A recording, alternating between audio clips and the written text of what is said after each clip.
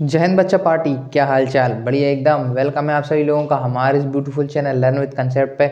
आज आ गए हम स्टूडेंट्स आपके लिए लेके क्लास 9th का एक और फिजिक्स का नया chapter, that is force and laws of motion. इस वीडियो को देखने के बाद आपको force and laws of motion clear हो जाएगा। आज हम आपके लिए लेकर आए फर्स्ट लॉ ऑफ मोशन, जिसमें अपन इनर्शिया और मास को डिस्कस करेंगे। बढ़िया बढ़िया एग्जाम्पल के साथ इस चैप्टर को पूरा कंप्लीट करेंगे बच्चों। आप इस वीडियो को पूरा देखिएगा, पूरा देखे बिना इस वीडियो को छोड़ के मत जाइए। चलिए स्टूडेंट, स्टार्ट करते हैं अपने इस वीडियो को without wasting time. Good morning, good afternoon, good evening, जिस भी टाइम पर आप हमारे वीडियो को देख रहे हैं, स्टार्ट करते हैं अपने से स्टूडेंट इस क्लास को, इस ब्यूटीफुल से चैनल पे ब्यूटीफुल सी वीडियो में। टॉपिक है स्टूडेंट्स अपना आज, चैप्टर है, न्यू चैप्टर है बच्चों, class 9th chapter 8 force and laws of motion. Class 9th chapter 8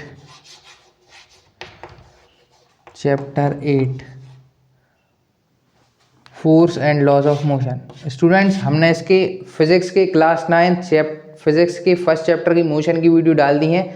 आप उस वीडियोस को देखने के बाद ही force and laws of motion पे आए, तब आपको ये चैप्टर अच्छे से क्लियर होगा। तो इसमें हमको स्टूडेंट्स डिस्कस करना है फोर्स। ये चैप्टर पूरा बेस्ड है फोर्स और फोर्स के लॉज पे। हमने students first chapter physics class 9th में ये पढ़ा, क्लास 9th के फर्स्ट चैप्टर में, कि मोशन होता है।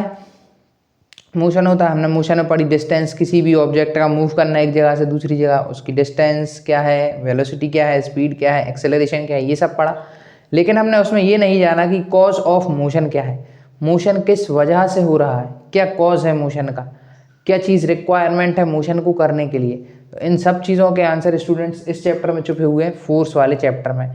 क्या कॉज होता है मोशन को करने के लिए, अगर मोशन हमें करना है किसी भी ऑब्जेक्ट का, तो हमको ज़रूरत होती है स्टूडेंट्स एक फोर्स की। फोर्स अगर नहीं होगी तो मोशन भी नहीं होगा। मान लीजिए कि आपको एक बॉक्स जो है आपके रूम में रखा हुआ है, अब वो बॉक्स अपने आप तो मूव करेगा नहीं, मोशन आपको उसमें क्या करना पड़ेगा, फोर्स लगानी पड़ेगी, तब जाके वो मूव करेगा। गेट लगा हुआ है घर का, हमको उसको पुल या पुश करना होगा, तब जाके वो आगे बढ़ेगा, है ना। तो किसी भी चीज़ में मोशन लाने के लिए हमें किस चीज़ की ज़रूरत होती है, फोर्स की ज़रूरत होती है। तो फोर्स क्या है, फोर्स वो कॉज है जिससे क्या होता है, मोशन होता है। 2 मिनट्स रुकिए स्टूडेंट्स आप। तो फोर्स क्या है स्टूडेंट्स, फोर्स वो कॉज है जिससे मोशन होता है। तो लिख लेते हैं, force is cause of motion. Force causes motion. Motion अगर हो रहा है तो उसका कारण क्या है, फोर्स ही है। अच्छा, फोर्स और भी चीज़ें करता है, जैसे it can change state of motion. State of motion को चेंज कर देता है, अभी आपको एक्सप्लेन करेंगे। Can change state of motion,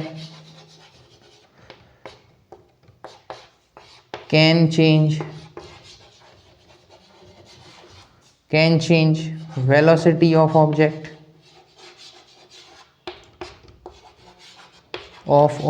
को चेंज कर सकता है फोर्स। कैन चेंज एक और चीज़ कर सकता है, can change direction of motion. Can change direction of motion also. Direction of motion भी ये चेंज करता है। देखिए स्टूडेंट्स, पहला था कि फोर्स क्या है, कॉज करता है मोशन। मोशन में can change state of motion. देखिए इसको एक बढ़िया से एग्जांपल से लेते हैं। अपन बढ़िया से सो रहे हैं, मम्मी आई, मम्मी ने देखा कि बेटा तो आज बहुत देर से सो रहा है, चलो इसे उठाते हैं। मम्मी ने उठाया, झाड़ू 2-3 हमने झाड़ू लगाए, तो हम किस में थे, रेस्ट में थे। तो हम किस में आ गए स्टूडेंट्स, मोशन में आ गए, दौड़ के वहाँ से भागने लगे।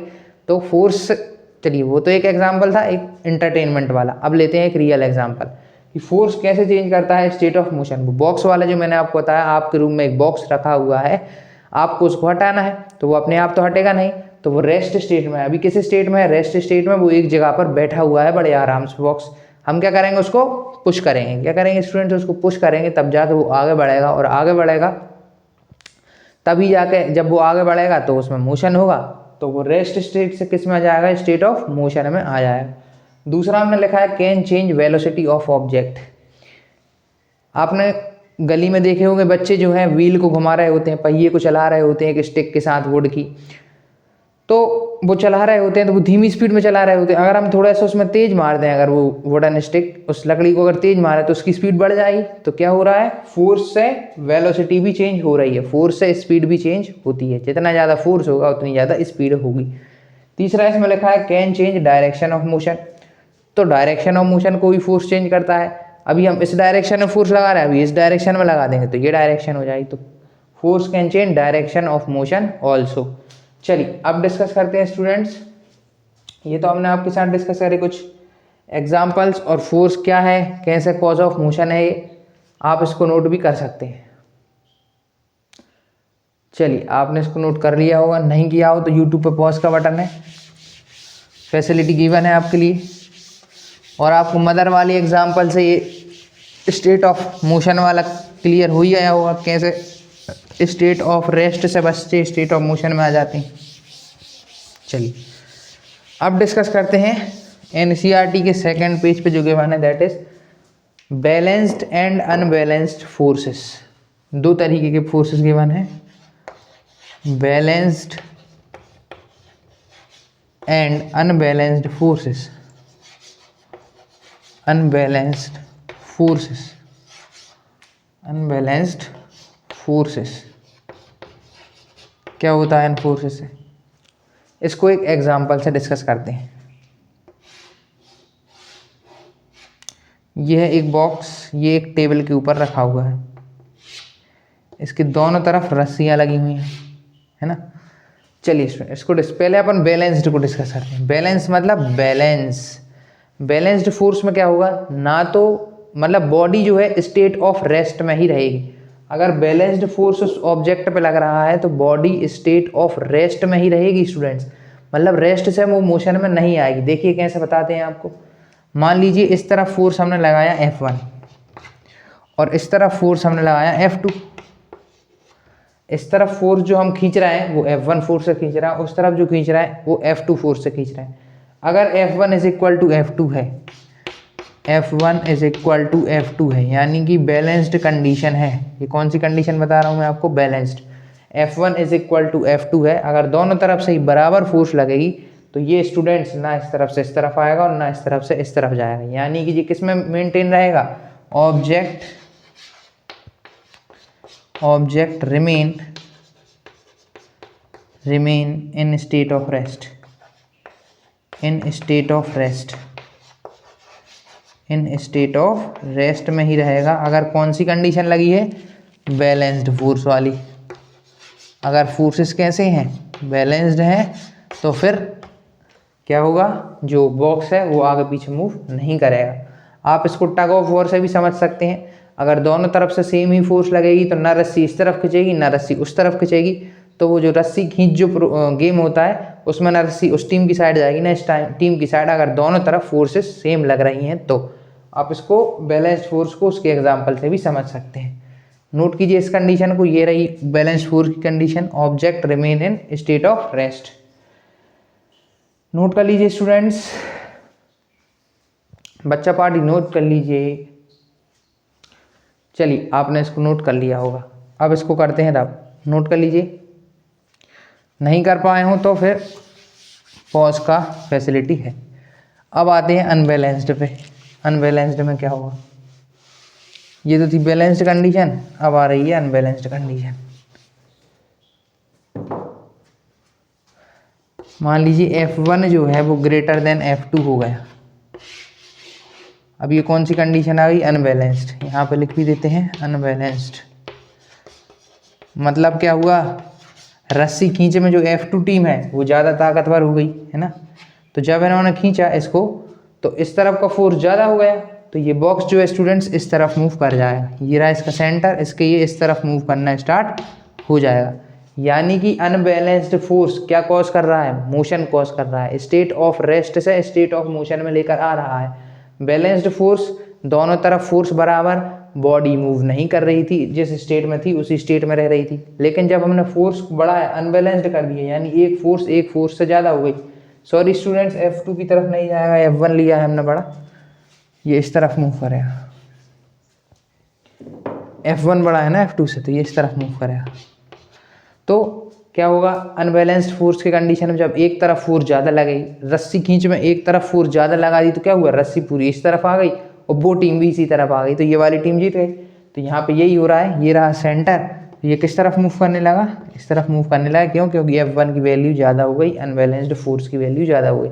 इससे हमें ये पता चला कि अनबैलेंस्ड फोर्स ही क्या कॉज करता है, मोशन कॉज करता है, स्टेट ऑफ रेस्ट से स्टेट ऑफ मोशन में लेकर जाता है। यानी ऑब्जेक्ट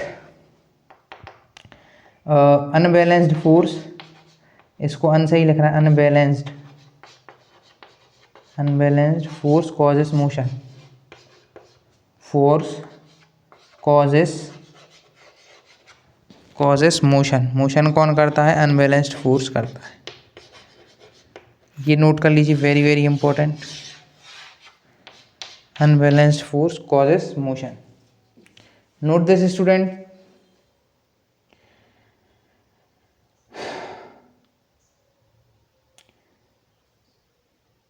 चलिए अब इसको करते हैं रब,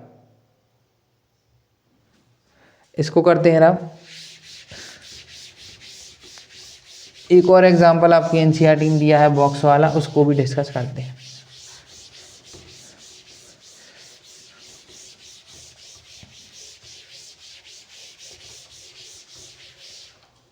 एक और एग्जांपल है कि एक बॉक्स रखा हुआ है एक रूम में, जैसे कि मैं आपको बता रहा था,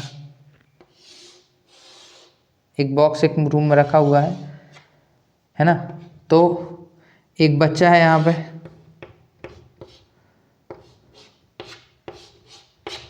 वो ये चाह रहा है कि मैं इसमें धक्का मारूं और इसको आगे बढ़ाऊं, लेकिन आपको पता ही होगा स्टूडेंट, जब दो सरफेसेस आपस में कांटेक्ट में होते हैं, when two surfaces are in contact, मान लीजिए यहाँ पे भी एक सरफेस है, नीचे होगा ही, कहीं बॉक्स रखा हुआ तो नीचे एक फर्श रहा होगा, फ्लोर रहा हुआ, तो उसके कांटेक्ट में होगा।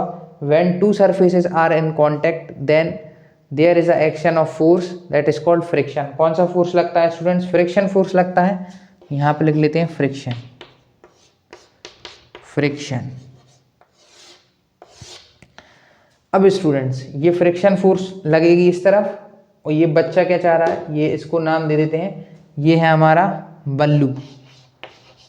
बल्लू क्या चाह रहा है कि मैं इस बॉक्स को मेरे रूम से हटा दूं, बल्लू को ये बॉक्स अच्छा नहीं लग रहा, बल्लू ने इस पर फोर्स लगाया, बल्लू ने अभी कम फोर्स लगाई, मतलब जितनी फोर्स ये लगा रहा है उतनी ही फोर्स फ्रिक्शन लगा रहा है अपोजिट डायरेक्शन में, यानी कि दोनों फोर्स कैसी कंडीशन में, बैलेंस कंडीशन में।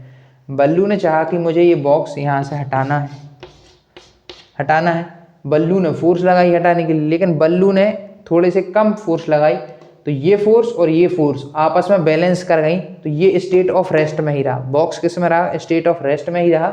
जो फोर्स उसने लगाई वो फोर्स ऑफ फ्रिक्शन के इक्वल थी, तो फोर्स ऑफ फ्रिक्शन इस डायरेक्शन में, फोर्स ऑफ जो मोशन के लिए फोर्स लगा रहा है इस डायरेक्शन में, दोनों इक्वल, दोनों ने एक दूसरे को कैंसिल कर दिया, तो बॉक्स जो है वो स्टेट ऑफ रेस्ट में ही रहा।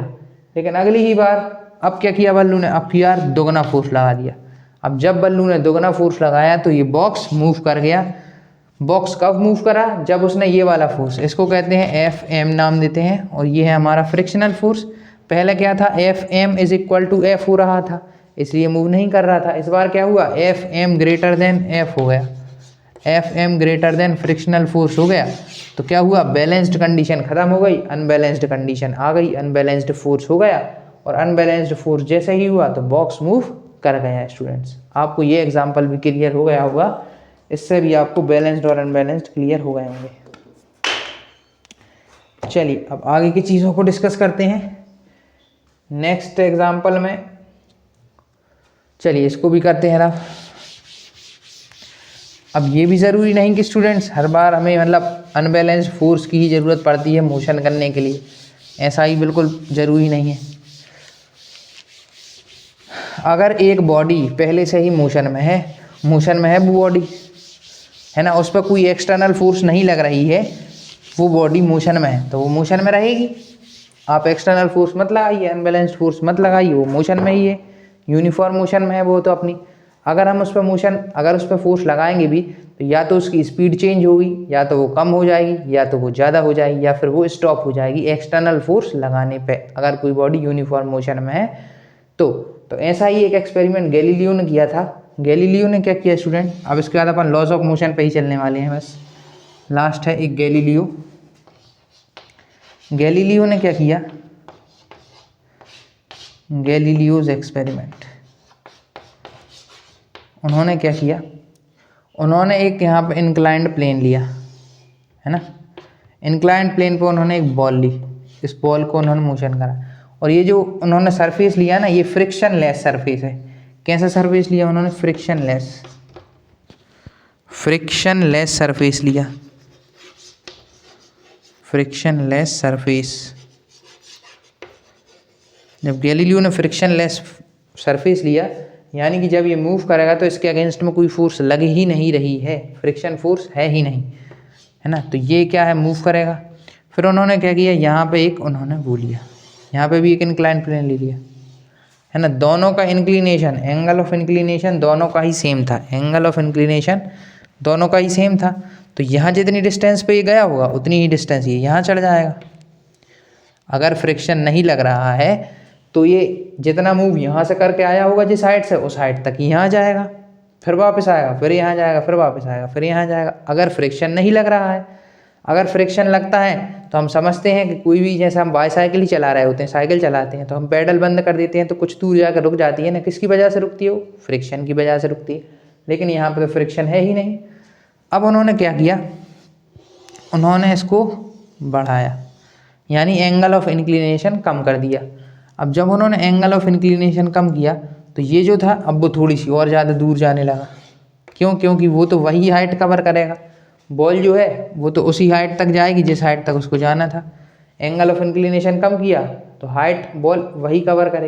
एक मिनट रुक जाइएगा, थोड़ा सा इसमें मिस्टेक, हाइट इसकी ये है। तो ये उन्होंने जब एंगल ऑफ इंक्लिनेशन बढ़ा दिया तो बॉल फिर से यहीं तक आई, ये बॉल यहाँ तक चली गई। इस बार उन्होंने एंगल ऑफ इंक्लिनेशन कम किया तो भी वो उसी हाइट तक बॉल गई जिस हाइट से यहाँ से आई थी। अब उन्होंने क्या किया, पूरे एंगल ऑफ इंक्लिनेशन को उन्होंने हॉरिजॉन्टल से ही मिला दिया। तो जब उन्होंने यहाँ से बॉल छोड़ी तो बॉल जो है यहाँ पर जाती गई, जाती गई, जाती गई, और ये जाती गई, मोशन में ही रही जब तक वो इस हाइट को ही अटेन नहीं कर लेगी, जितनी हाइट से छूटी थी उतनी हाइट तक वो जाती रहेगी। तो ये तो था गैलीलियो का एक्सपेरिमेंट। अब इसी एक्सपेरिमेंट को देखते हुए इन्होंने क्या किया था, फ्रिक्शन लेस सरफेस ली थी, इसलिए बॉल मूव करती गई, बॉल नहीं रुकी क्योंकि फ्रिक्शन लेस सरफेस थी। लेकिन ऐसा पॉसिबल नहीं होता है, फ्रिक्शन तो होता ही है, और एवरीडे लाइफ में ऐसा पॉसिबल नहीं है कि ऐसा फ्रिक्शन लेस सरफेस ले सकें और ऐसी मोशन हो सके। तो मोशन को, इस एक्सपेरिमेंट को न्यूटन ने देखा कि अच्छा गैलीलियो ने इस मोशन पे एक्सपेरिमेंट किया है, न्यूटन इसको देखते हैं और वो अपने लॉज ऑफ मोशन लेकर आते हैं। चलिए स्टूडेंट्स, इसको करते हैं अब। ये तो था गैलीलियो एक्सपेरिमेंट जो कि फ्रिक्शन लेस सरफेस पे था, जहाँ पे बॉल मूव करती गई। अच्छा, मैंने आपको कुछ एग्जाम्पल थोड़े से अभी कम दिए हैं। अच्छा, एक दो एग्जाम्पल और देता हूँ, है ना। क्रिकेट का एग्जाम्पल लेते हैं। क्रिकेट में बहुत बच्चे बहुत इंटरेस्टेड होते हैं, गर्ल्स बैडमिंटन में इंटरेस्टेड होती हैं, क्रिकेट में भी होती हैं, वुमेन इंडियन क्रिकेट टीम है। तो कुछ आपको एग्जाम्पल देते हैं। जैसे मैंने बताया, force can change the direction of motion. तो आप क्रिकेट देखते होंगे, क्रिकेट में वहाँ से बॉल आती है, बॉल इस डायरेक्शन में होती है, यहाँ बैट्समैन यहाँ से मारता है तो उसी डायरेक्शन में बॉल जा रही होती है। तो ये डायरेक्शन का चेंज हुआ मोशन के, तो ये क्या हुआ, फोर्स ने डायरेक्शन ऑफ मोशन को चेंज किया। अच्छा, और एग्जांपल बताते हैं कि फोर्स जो है वो शेप भी चेंज करता है। आपने बलून देखा होगा, बलून को आप दबाएंगे तो बलून क्या हो जाता है, कंप्रेस हो जाता है। तो force can change the shape of body also. आपने देखा होगा, मम्मी जो है हमारी घर पे, या कभी कभी अपन भी खाना बनाते हैं तो आटा उसनते हैं, तो आटे का क्या शेप होता है, हम उसको क्या शेप दे देते हैं, फोर्स ला के, है ना। जो डो तैयार होता है, आटा जो गूंदते हैं घर पे, तो उससे उसका शेप चेंज होता है कि नहीं। तो वो भी एक एग्जांपल है कि फोर्स चेंज कर देता है शेप को। तो ये तो हुआ एग्जांपल। अब डिस्कस करते हैं न्यूटन। अब आ गए न्यूटन भाई। न्यूटन भाई आए हैं तो साथ कुछ लेकर आएंगे, ऐसी बात तो है नहीं न्यूटन भाई कुछ लाएंगे नहीं। तो न्यूटन लेकर आए हैं अपने साथ न्यूटन का फर्स्ट लॉ ऑफ मोशन, जो कि हम डिस्कस करने वाले हैं। फर्स्ट लॉ ऑफ मोशन, पहले आपको ये लिखवा देते हैं फिर डिस्कस करते हैं।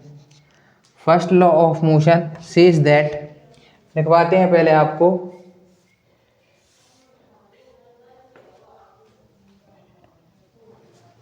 an object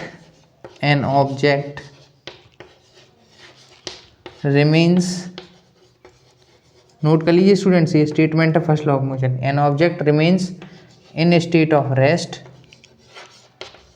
in state of rest और of uniform motion,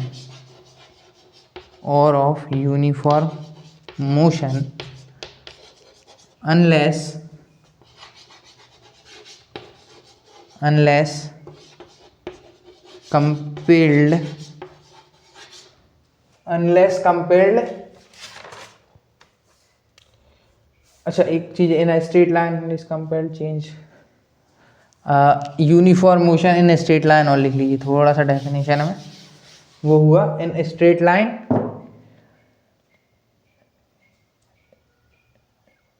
unless compelled change that state by an applied force in a straight line, in a straight line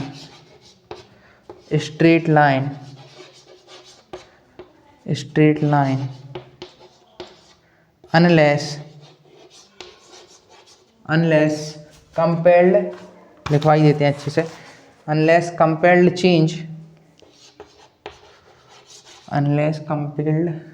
आप भी नोट कर लीजिए स्टूडेंट्स साथ साथ, unless compelled change that state by an applied force,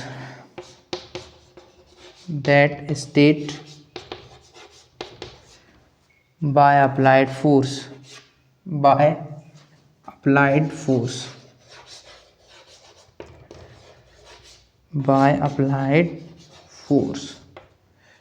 चलिए आपने इसको note कर लिया होगा, by an applied force, note कर लीजिए स्टूडेंट्स। आपको एक्सप्लेन करते हैं ये लॉ क्या है।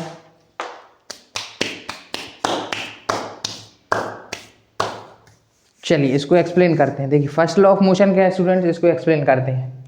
N object remains in state of rest और स्टेट ऑफ यूनिफॉर्म मोशन, कोई भी ऑब्जेक्ट होता है वो यही चाहता है कि मैं स्टेट ऑफ रेस्ट में रहूं या स्टेट ऑफ मोशन में रहूं, यानी कि कोई भी बॉडी अगर मोशन में है तो वो मोशन में ही रहना चाहती है, कोई भी बॉडी अगर रेस्ट में है तो वो रेस्ट में ही रहना चाहती है। जैसे एग्जांपल दें आपको, आपके घर में स्टूल है, वो रखा हुआ है, तो वो जब तक अपनी स्टेट को चेंज नहीं करेगा, इसमें यही बताया गया है, स्टेट में मोशन में रहना चाहेगा या रेस्ट में रहना चाहेगा, जैसे कि स्टूल है, कब तक रहना चाहेगा, unless compelled change that state by an applied force, जब तक उस पर कोई हम फोर्स नहीं लगाएंगे तब तक वो चेंज नहीं करेगा। अच्छा बॉक्स आपके रूप में रखा हुआ है तो वो रखा ही रहेगा जब तक आप उस पर फोर्स नहीं लगाएंगे उसको हटाने के लिए। अच्छा और भी आपको एग्जांपल बताते हैं इसके, जैसे कोई बॉडी मोशन में है ना, चल रही है, जब तक हम उसको रोकने के लिए फोर्स नहीं लगाएंगे, मान लीजिए फ्रिक्शन फोर्स नहीं होता, कोई बॉडी आ रही है तो वो आती ही रहती, हमको उस पर फोर्स लगाना पड़ेगा तभी भी बॉडी रुकेगी, यानी कि एक फोर्स की ज़रूरत होती है तभी जाके कोई चीज़ रुकेगी या कोई चीज़ मोशन में आएगी। आप इसको नोट कर लीजिए, इसको हमने आपको एक्सप्लेन कर दिया है। इसके बाद लिखवाते हैं इनर्शिया, जो कि फर्स्ट लॉ ऑफ मोशन में ही है, फिर उससे रिलेटेड आपको बढ़िया बढ़िया एग्जांपल देते हैं। चलिए आपने इसको नोट कर लिया होगा, इसको करते हैं रब। अब आपको बताते हैं इनर्शिया क्या है। इनर्शिया एक ऐसी प्रॉपर्टी है स्टूडेंट्स ऑब्जेक्ट की, a tendency of object to remain in state of rest और in state of motion. Note करवाते हैं आपको, the tendency of object to stay at rest और to keep moving with the same velocity is called inertia. The tendency, ये भी first law of motion में ही है, tendency of object to stay at rest, to stay at rest और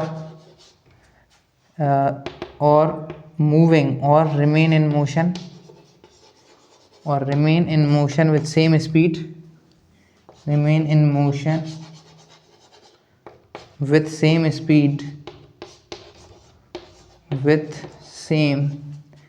speed और remain in motion with same speed is called inertia, is called inertia. इसको दो बहुत अच्छे एग्जाम्पल से बताते हैं एनर्जी। ये भी आपका फर्स्ट लॉ ऑफ मोशन का ही स्टेटमेंट है, मतलब उसी से रिलेटेड चीज़ है। फर्स्ट लॉ मोशन में क्या सीखा हमने कि कोई भी चीज़ जब तक उस पर कोई फोर्स नहीं लगेगी वो अपने स्टेट ऑफ मोशन को चेंज नहीं करेगी, यानी कि रेस्ट में है तो रेस्ट में ही रहेगी, मोशन में है तो मोशन में ही रहेगी। इनर्शिया क्या होता है? इनर्शिया वो प्रॉपर्टी है ऑब्जेक्ट की जो कि उसको उसकी स्टेट में रखेगी। अगर वो रेस्ट में है तो रेस्ट में रहेगा, मोशन में है तो मोशन में रहेगा। सर आप क्या बता रहे हैं, दोनों ही बातें सेम है? तो हाँ स्टूडेंट, दोनों ही बातें सेम है। जो फर्स्ट लॉ जो बात कह रहा होता है उस बात को कहने के लिए एक प्रॉपर्टी की ज़रूरत होती है, दैट इज़ कॉल्ड इनर्शिया, वो होती है इनर्शिया। अब आपको इनर्शिया एग्जाम्पल से बताते हैं। पहला एग्जाम्पल है इनर्शिया का, हम बस में बैठे होते हैं, बस में हम जाके बैठे, अभी बस भी स्टेट ऑफ रेस्ट में है और हम भी स्टेट ऑफ रेस्ट में। अब बस वाला बस को ऑन करता है और बस को आगे बढ़ाता है। क्या होता है, बस तो आगे बढ़ जाती है लेकिन हमारी बॉडी स्टेट ऑफ रेस्ट में होती है, तो वो स्टेट ऑफ रेस्ट में ही रहना चाहती है, इसलिए वो थोड़ी सी पीछे हो जाती है। जैसे ही बस आगे बढ़ती है तो हम थोड़े से पीछे हो जाते हैं ना स्टूडेंट्स। क्यों हो जाते हैं पीछे? क्योंकि हमारी बॉडी जो है वो inertia first law of motion के अकॉर्डिंग स्टेट ऑफ रेस्ट में ही रहना चाहती है, और जब वो रेस्ट में रहेगी तो बस तो आगे बढ़ जाएगी। जैसे देखिए ये रही बस है ना, और ये बैठा है उसमें अपना भाई रामू भाई बैठे हैं। बस तो आगे बढ़ जाएगी लेकिन जो रामू भाई हैं वो अपनी जगह पर ही रहने की कोशिश करेंगे, इसलिए वो थोड़े से पीछे हो जाएंगे, वो पीछे झुक जाएंगे। क्यों झुकेंगे? क्योंकि बस तो आगे बढ़ गई, बस तो मोशन में आ गई, लेकिन रामू भाई अभी रेस्ट में ही रहना चाहते थे। किसकी वजह से? इनर्शिया की वजह से, इसलिए वो थोड़े से पीछे की तरफ झुके। और बताते हैं, अब बस मोशन में, बस आगे जा रही है, एकदम से बस अब ब्रेक लगते हैं या बस रुकती है तो क्या होता है, हम आगे की तरफ चले जाते हैं, आगे की तरफ झुकते हैं। क्यों झुकते हैं आगे की तरफ? क्यों झुके? क्योंकि हम अब स्टेट ऑफ मोशन में थे। कोई भी पैसेंजर स्टेट ऑफ मोशन में था तो बस तो स्टॉप हो गई, लेकिन वो जो बॉडी है, ऑब्जेक्ट है, जो भी वहाँ पर बैठा हुआ है पैसेंजर, वो मोशन में ही रहा, मोशन में रहा, इसलिए वो थोड़ा सा आगे चला गया। क्यों चला गया? क्योंकि वो इनर्शिया की वजह से। इनर्शिया क्या कहता है, अगर कोई बॉडी मोशन में है तो वो उसी स्पीड से मोशन में बनी रहेगी, और अगर कोई बॉडी रेस्ट में है तो वो रेस्ट में ही बनी रहेगी। तो ये दो एग्जाम्पल से आपको बहुत अच्छे से क्लियर हुआ होगा।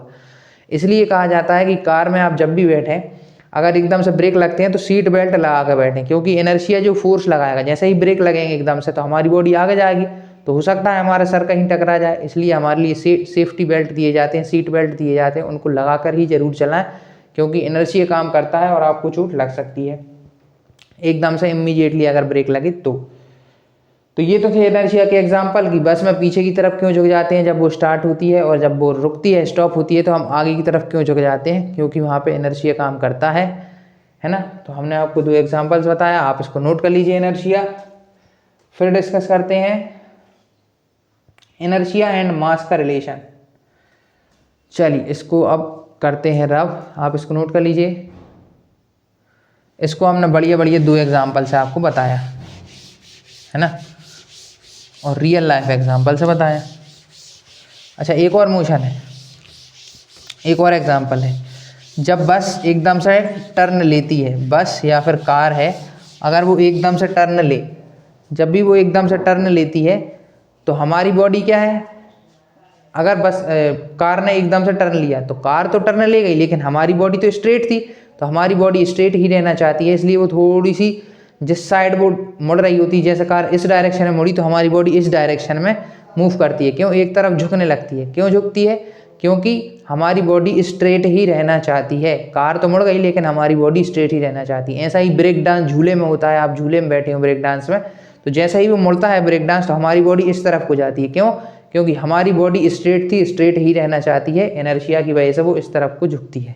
भले ही झूला मुड़ गया है लेकिन वो मुड़ना नहीं चाहती है बॉडी। चलिए अब डिस्कस करते हैं इनर्शिया और मास का relation. Inertia and mass. Inertia तो वो प्रॉपर्टी है जो कि किसी भी बॉडी को अगर वो रेस्ट में है तो रेस्ट में ही रखेगी, और मोशन में है तो मोशन में ही रखेगी। मास का क्या रिलेशन है? Inertia is the measurement of mass. आप ये लाइन लिख लीजिए बस, inertia is the measurement of या measurement of mass. Inertia is measure of mass. Inertia mass से ही मेजर होती है, मतलब जिसका मास ज़्यादा उसका इनर्शिया ज़्यादा, मेजर ऑफ मास। ये लाइन आप नोट कर लीजिए, इसको आपको एक्सप्लेन करते हैं। मान लीजिए एक फुटबॉल रखी है और एक तरफ एक स्टोन रखा है उसी साइज़ का, ये रहा स्टोन, ये रही फुटबॉल। जिसका मास ज़्यादा उसका इनर्शिया ज़्यादा, ये मैं आपको बता रहा हूँ कि जिसका मास ज़्यादा होगा, यहाँ पे लिखवा भी देता हूँ, मास ज़्यादा इनर्शिया भी ज़्यादा। इनर्शिया ज़्यादा मतलब उसकी property to remain in state of rest और state of motion, to remain in state of rest और स्टेट ऑफ मोशन ज़्यादा, ये होती है इनर्शिया। तो जिसका मास ज़्यादा उसका इनर्शिया, पहले आप इसको नोट कर लीजिए, फिर हम आपको बताते हैं एग्जाम्पल से। चलिए, आपने इसको नोट कर लिया होगा, अब आपको एग्जाम्पल से बताते हो, नहीं किया हो तो पॉज करके आप इसको नोट कर लीजिए।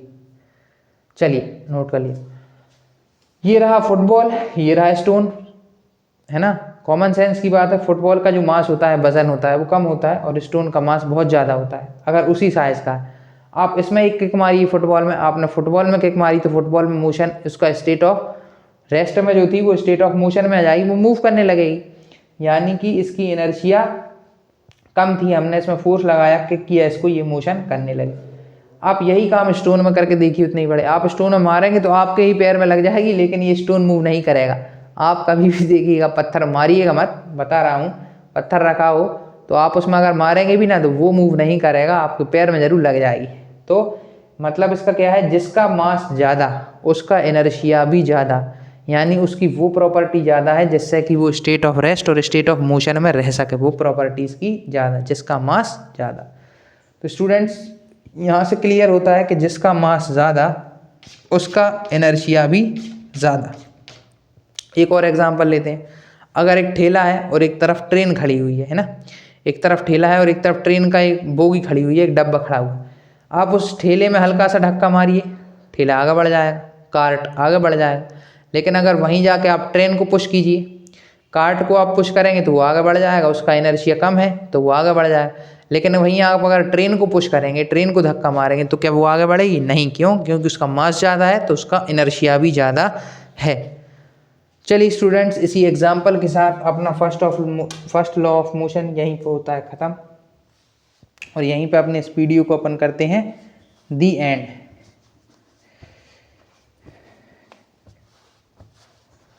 Inertia is a measure of mass और heavier object have more inertia. अगर स्टूडेंट्स आपको ये कंसेप्ट क्लियर हो गए हो, first law of motion clear होगा उस वीडियो से, तो हमारे इस वीडियो को लाइक करें, हमारे चैनल को सब्सक्राइब करें। यहाँ पे हमने क्लास 9th की साइंस को स्टार्ट कर दिया है, क्लास 10th की साइंस को हम फिनिश कर चुके हैं, क्लास 9th साइंस अब चल रही है। आप कमेंट कीजिए कि अगले लेक्चर किस टॉपिक पर लाएँ, किस चैप्टर पर लाएँ। जय हिंद स्टूडेंट्स, मिलेंगे आपसे नेक्स्ट वीडियो में नेक्स्ट टॉपिक के साथ।